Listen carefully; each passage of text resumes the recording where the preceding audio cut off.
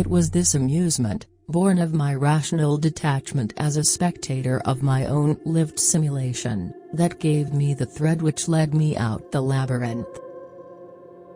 I went somewhere in which my perceived reality and its structures dissolved by a sea of red.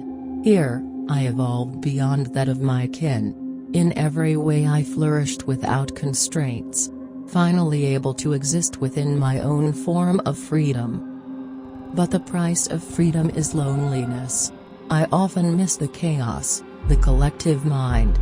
Even as I exist in a state above the rest, I often feel the need to look down, to reminisce amongst the others. I started to collect these spheres or pockets of existence, all with different perspectives, all still trapped below. I delved into each one, fascinated by what they had to say. I hate to admit how much I come here to watch.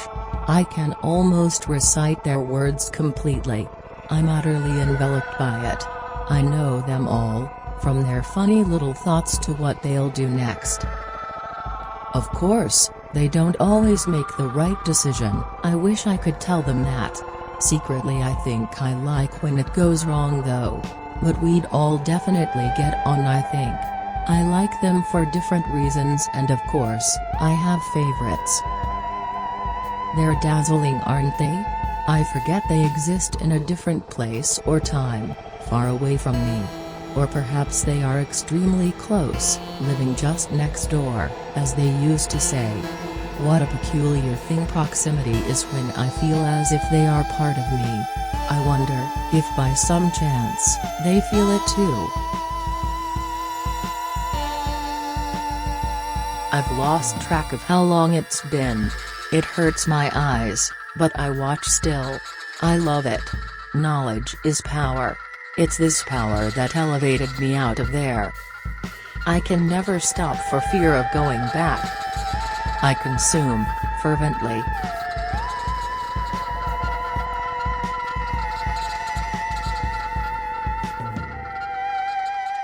can feel it, the emotional connection seeping upwards. I can't look away. They're all I have.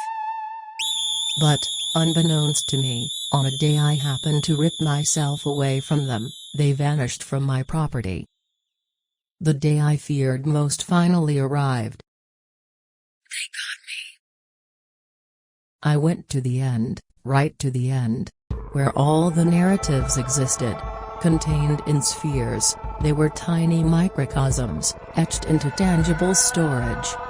I looked for them, over and over, but it was clear. They were all empty. Stories stolen, lives lost, narratives nabbed. Moved away, for whatever reason, to a different space. The temporary forever constant.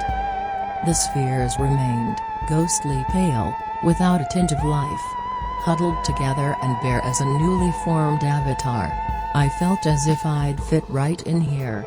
Empty, without purpose, exposed. They would live on without me. I wouldn't get to see. It killed me to know that.